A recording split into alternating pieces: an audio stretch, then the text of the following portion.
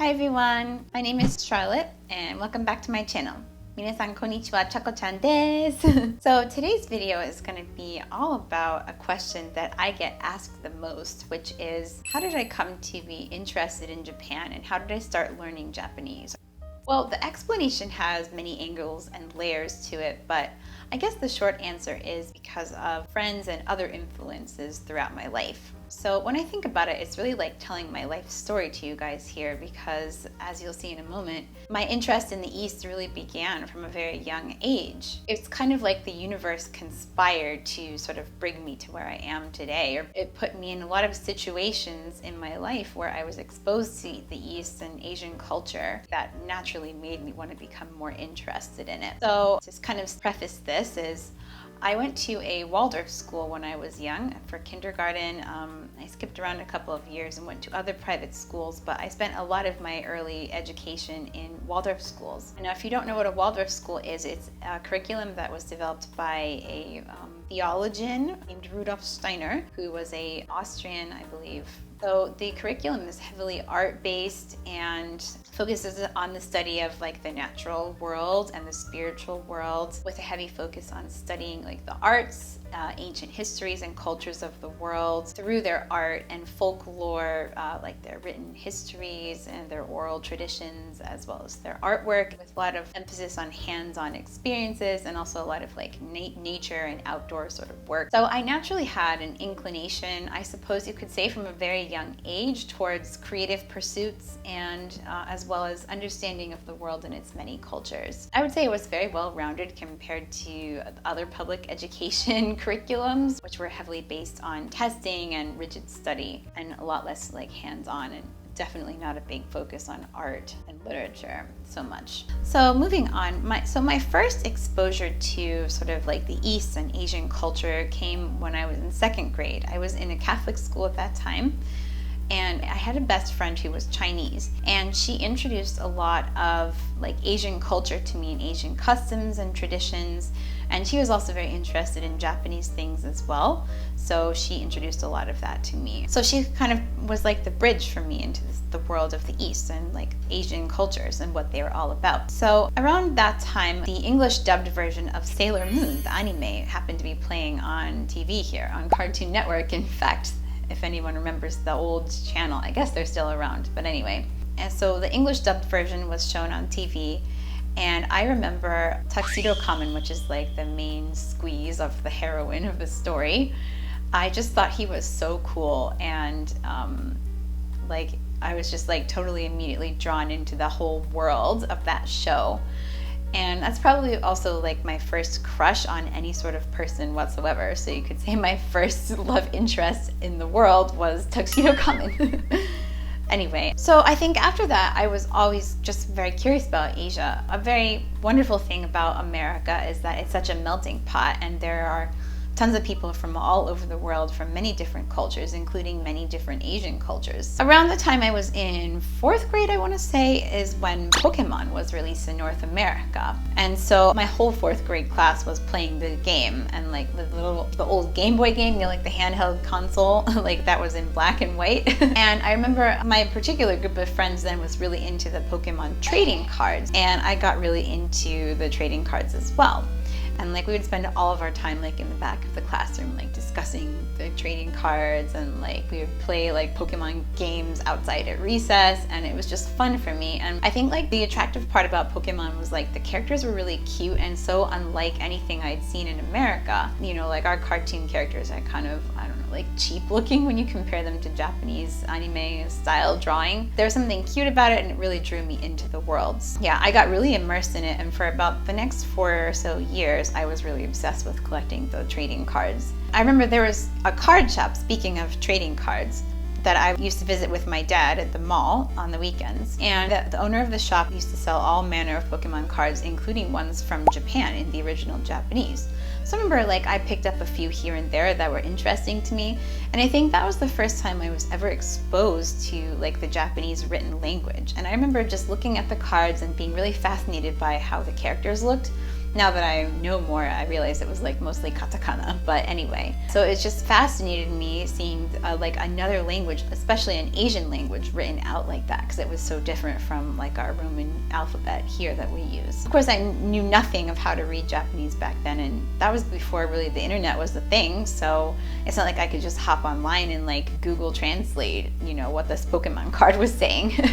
I just like started feeling very curious about the language. So then at some point around the time I began middle school, I gave up Pokemon, as we tend to do, especially when we become a teenage girl. So yeah, I got rid of like most of my merch. But anyway, forgot about it for a few years. But then when I went to high school, I met a new group of friends who were kind of like the alternative crowd, I guess we could say. And so like they were into all of the Japanese video games, manga, anime, music. Yes, that's where I got introduced to J-rock, which we'll talk about in a second. Yeah, so I think like at that age, especially the teenage years, we are just naturally drawn and inclined to like whatever it is that our group of peers and friends are into. And back then at that time, anime was like really booming in the US. It was like really kind of becoming a mainstream thing that a lot of people knew about, even like normal people knew about, because it was always on TV. I remember it was on Cartoon Network most weekday nights from like, I don't know, maybe like 4 or 5 p.m. until like 10 p.m. at night or later. And like they had this like Toonami thing that started like from 10 p.m. or something and went till midnight or 1 a.m. and like that's where they would show like all the like dark shows, you know, like the more violent ones, like I don't know, like Trigun or I don't know, Tenchimuyo, or like all kinds of things. Cowboy Bebop, which I really loved. So I had like a natural affinity for the world of anime and manga because my dad was like a big fan of sci-fi, like he was a Trekkie, and we used to watch the original Star Trek shows together, and he knew a little bit about Gundam for some reason. And I remember Gundam Seed was another anime that was popular on TV that kind of like really drew me in, because that was like so angsty, and like it was like the perfect age for me, because like when you're like a 10th grader or 9th grader, you're like feeling all that angst, and Gundam Seed was just full of that, and so it like really was like, you know, it drew me in. Anyway, yeah, so I was like really into sci-fi. I grew up watching old sci-fi movies with my dad, and if you know anything about like Japanese pop culture and media, there's like a ton of sci-fi involved, and so naturally I was just already hooked because of that fact alone. I think like just the fact that there was all this anime that was on TV and I could access it whenever I wanted, it kind of just naturally drew me into becoming interested about Japan as a country, because a lot of anime shows what daily life is like for, you know, kids my age, oftentimes with a sci-fi or fantasy twist to it, but you know, that's a different thing. But anyway, yes, I started connecting the anime world with real life Japan and becoming really interested in it. Just like really drew me in, and like I immediately had to know more about everything. What is this manga? What is this anime? What it's so interesting. Why have I never experienced anything like this on normal American TV, you know? And my friends and I would get together every week and we would watch anime and play video games together. Like we would have like Final Fantasy parties on the weekend. I was very interested in it, yes, but you know, I had a lot of different interests. I was playing music, I was playing classical harp at that time, and I was studying really hard in school in a lot of advanced AP classes for history and literature. So I was very into writing and English literature and reading. But in my other free time, I was really interested in Japanese. For me, it was more just like a natural curiosity about Japanese culture and their ways of living. And I think like the Japanese anime and manga were good showcases for what was going on overseas. So I naturally just began gravitating towards wanting to know more about the country. And at some point I started finding this desire to want to go over there and study and experience it for myself. I think Japanese are some of the most creative and imaginative storytellers in the world. They just have a way of sharing ideas about life, whether past, present, or future, which really sparked something in me and naturally made me think about the world in a more creative way. I think it helped make me a more open person. I think I was already pretty open to begin with. In Japan, mythology and spirituality are woven into the culture here, and everybody just inherently knows or thinks about things with that in the back of their mind. For example, you know, we have like Buddhism, and you see like a lot of Buddhist imagery in Japanese media and pop culture. And like especially in anime, you have a lot of like Shinto sort of elements, the Bushido samurai code, which you see a lot of evidence in anime and stuff like that. So people here just inherently know or think about life with that sort of in mind, with like this kind of spiritual or metaphysical sort of openness in the back of their mind. So for example, Shinto, which is the indigenous spirituality of Japan, originally present here before Buddhism made its way. There's so many myths, and like they have their creation myth, which says that like these two gods, Izanagi and Izanami, created the islands of Japan by like dipping their sword or spear into the ocean, and then the drops of water that came off of it like trickled down onto the land and formed the islands of Japan. Or for example, that the imperial lineage, this is actually believed by many Japanese people here, that the imperial lineage is descended from Amaterasu, the sun goddess. It's like her grandson, I think. And there are hundreds, if not thousands, of further examples, which I could go on forever about. And I think also Japan, being as ancient as it is, it has a deeply rich history, which you can see evidence of everywhere you go. So I remember Rurouni Kenshin was on TV, you know, in one of those time slots that I talked about on Toonami. And that's when I really started falling in love with samurai. It was around that time that Tom Cruise's The Last Samurai movie was also released in theaters in America.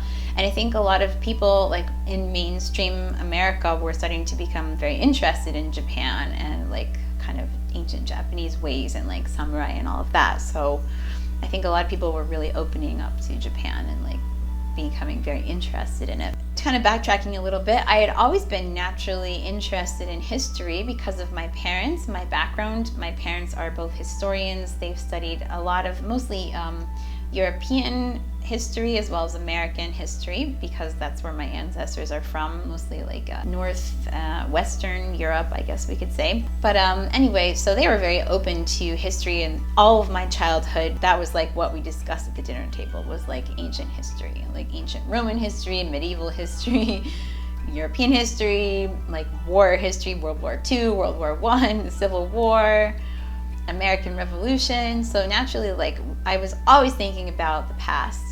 And then also combine that with my dad's love of sci-fi, and I was also always thinking about the future. And I think both of those things exist in Japan in a very deep way. So it just seemed like a great fit. It was like a natural fit for me to become interested in Japan. So now let's talk about me as a person.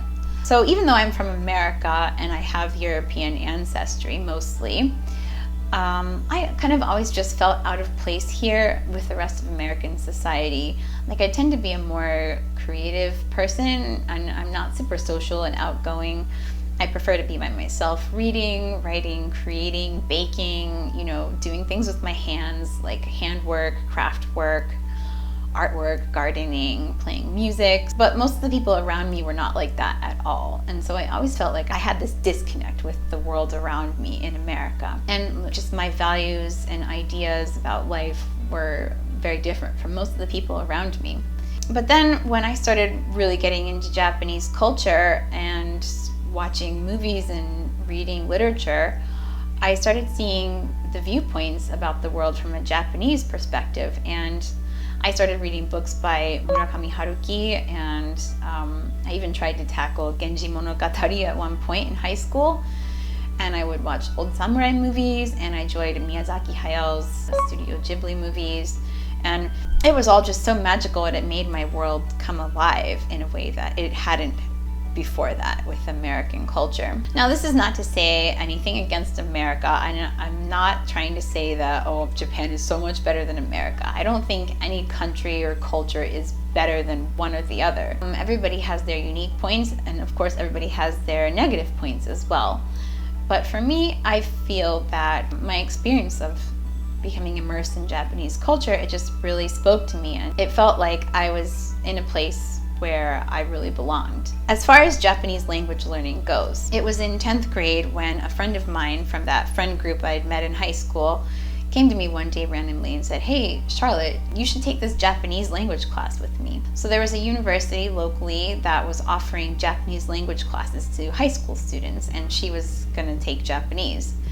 And she invited me to go along with her, I think probably because she didn't want to just go by herself and not know anyone else. So I agreed to take it with her because I was already interested. At that point, I was super into J-rock, which she had introduced me to, in fact. And I remember my big motivation at that time was I wanted to be able to understand what Japanese musicians were singing about. So I said, okay, I'll take this class with you. And basically from the moment I set foot in the classroom, I was in love. The language came so naturally to me. I enjoyed to read and write it so much. It just really spoke to me and it sparked inspiration in me, and I just loved language so much so that I decided to go to university to major in Japanese. And so I specifically looked for universities and colleges around the country that were offering Japanese as a major. Now back in those days, there were not so many schools offering that, especially on the East Coast. I ended up finding my college, Gettysburg College, who had a very big and highly respected Asian Studies department, and they offered a major in Japanese studies. They also had a sister school program with Kansai Gaida University, so I knew definitely I had to study abroad in Japan. I wanted to spend at least a year here studying. So I was specifically looking for a school with a program with another university in Japan, and Gettysburg College had that association with Kansai Gaida. So I was able to get into this school there, and I just loved it. I mean, I studied so much in depth as a Japanese major. I studied history, I studied literature, art, I studied like no drama, and I even acted in a no drama.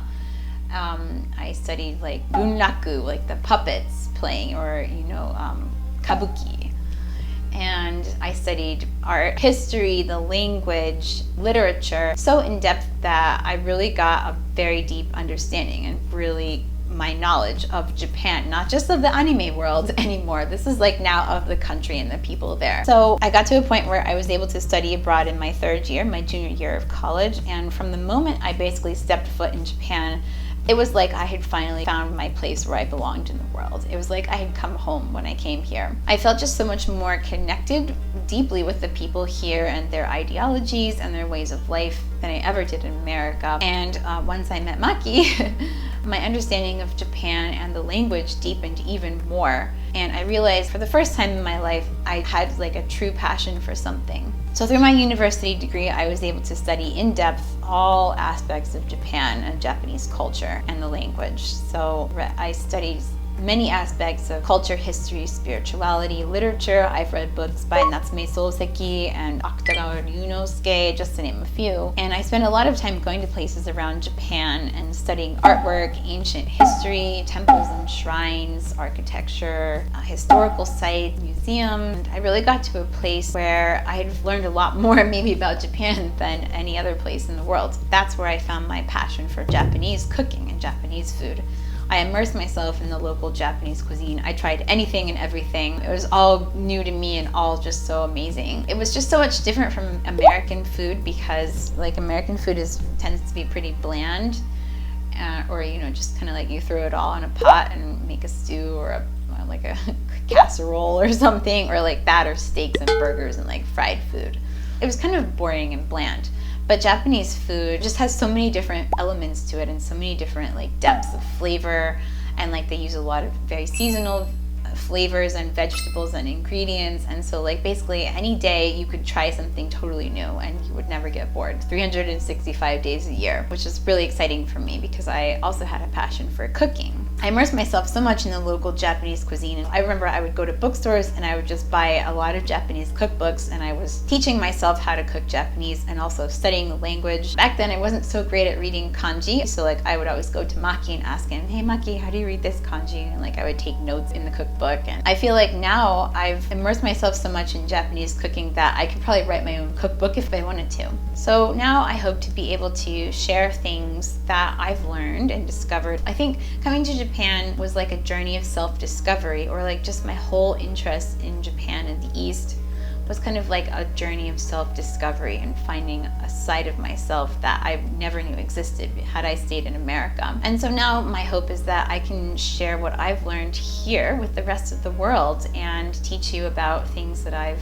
learned in Japan I believe that I came to this world to learn and share these things with other people. So my hope is that I can do a good enough job while also honoring the customs and traditions here of the people. Now, I just want to add a little disclaimer. This is just totally about me and my experience of life. I'm not trying to put down or say that anybody is better than anybody else. I'm not trying to hate on America or anything and say that Japan is the best. This is just my personal experience in life and what really called out to me and sparked joy for me, as Kondo Mari would say. So yeah, Japan really sparked joy for me, and this is the place that I want to be. I want to be here learning and sharing all of it with you guys. So I hope this answers the question and that you've understood how and why I've come to love Japan and the Japanese language. So thank you for watching this video, and I hope that you'll stick around for our continuing adventures. As always, thank you for watching, and I will see you next time.